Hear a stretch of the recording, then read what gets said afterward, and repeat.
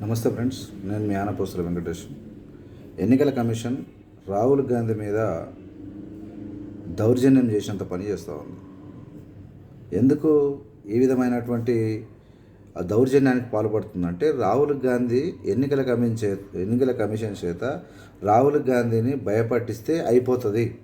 అంటే ఎన్నికల కమిషన్ ఒక సపరేట్ బాడీ కాబట్టి, ఒక అటానమస్ బాడీ కాబట్టి దాన్ని ఎవరు కూడా ఎదిరించలేరు. కాబట్టి రాహుల్ గాంధీని ఒత్తేస్తే అయిపోతుంది అన్నటువంటి ఆలోచనతో వాళ్ళు ఉన్నారు.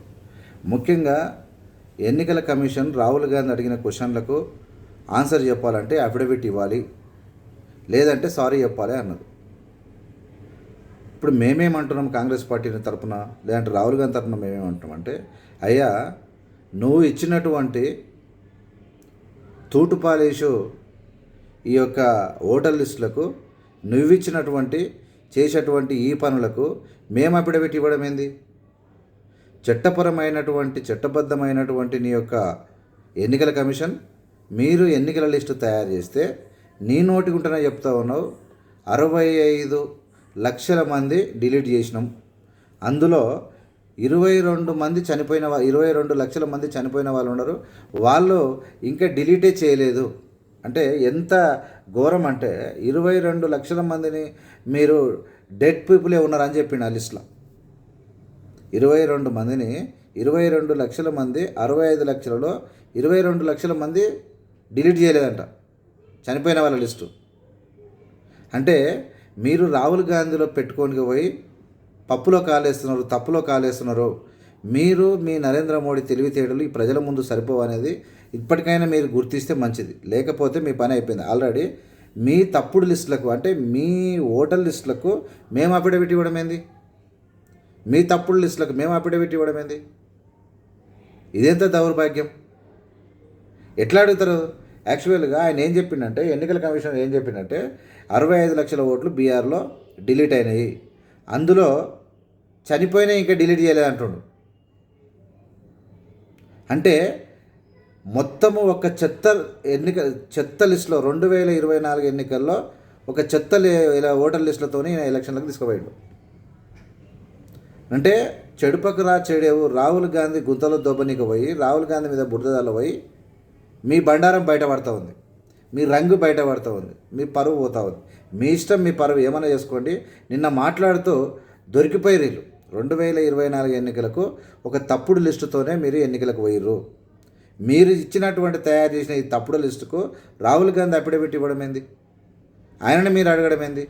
ఎన్నికల కమిషన్ ఈ దేశ ప్రజల కోసం, ఈ దేశ బాగు కోసం సుమోటగా తీసుకొని ముందుకొచ్చి పనిచేయాల్సినటువంటి ఎన్నికల కమిషన్ సిగ్గుశరం తప్పి ఈ విధంగా వ్యవహరించే తీరును దేశ ప్రజలు మొత్తము దుమ్మెత్తిపోస్తూ ఉన్నారు. మొత్తం మీద ఏదేమైనా మీ యొక్క అంటే మోసపూరితమైనటువంటి మీ ఎన్నికల కమిషన్, మోసపూరితమైన ఓట్లతో గెలిచినటువంటి నరేంద్ర మోడీ గవర్నమెంట్ను ఇమ్మీడియట్గా డిజాల్వ్ చేసి పడేయాలి. ఇమ్మీడియట్గా నరేంద్ర మోడీ గవర్నమెంట్ చేసి మళ్ళీ ఎన్నికలు పెట్టాలి. దాంతోపాటు ఇప్పుడు ఉన్నటువంటి అంటే ఒక ప్రతిపక్ష నాయకుని మీద దాడి చేస్తున్నటువంటి ఎన్నికల కమిషన్ను ప్రజల అభీష్టం మేరకు ఇమ్మీడియట్గా ఎన్నికల కమిషన్ పీక్ పడేయాలి. ఎన్నికల కమిషన్ను ఇమ్మీడియట్గా తీసేయాలి. దాని తర్వాత ప్రజల యొక్క కోరిక మేరకు కొత్త వాళ్ళని తీసుకురావాలి. అంతే తప్ప ఈ మోసపూరితమైనటువంటి నరేంద్ర మోడీ కన్నా ఎక్కువ రాహుల్ గాంధీనే తప్పు అంటున్నాడు, రాహుల్ గాంధీ తప్పు మాట్లాడుతున్నాడు అంటున్నాడు.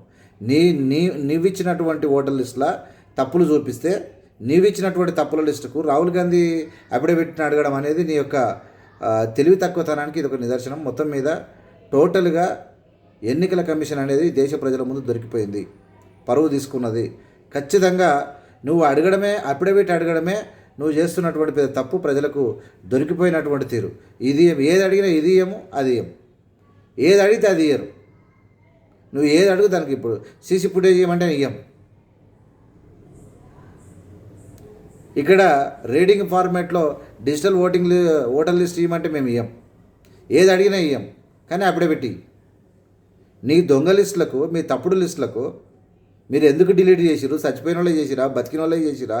ఆ 22 లక్షల మంది ఎందుకు చచ్చిపోయిన వాళ్ళు ఎందుకు డిలీట్ చేయలేదు? ఇంకా అవి చేసి 65 లక్షలలో ఏం చేద్దాం అనుకుంటుర్రు? అర్థం కాని పరిస్థితికి వచ్చింది. మొత్తం మీద ఈ చదువు రాని సగం సగం చదువుకున్న ఈ నరేంద్ర మోడీ అమిత్ షాల యొక్క అధిక తెలివితేటలతోనే ఈ చదువుకున్న దద్దాములను తీసుకొచ్చి ఏందో తెలివి చూపించకపోతే అసలుకే ఎసరైనట్టు పరిస్థితికి వచ్చింది. మొత్తం మీద ఎన్నికల కమిషన్ ప్రపంచం ముందు ప్రజల ముందు సిగ్గుతో తలదించుకోవాల్సిన పరిస్థితి వచ్చింది. ఒక్కొక్క క్వశ్చన్కి మీ దగ్గర ఆన్సర్ లేదు.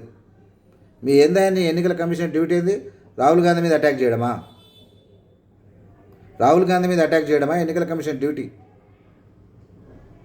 ఎన్నికల కమిషన్ డ్యూటీ ఎన్నికలు సక్రమంగా నిర్వహించడం, ఎక్కడ ఆరోపణలు వచ్చినా దాన్ని ఇమ్మీడియట్గా పర్యవేక్షించడం.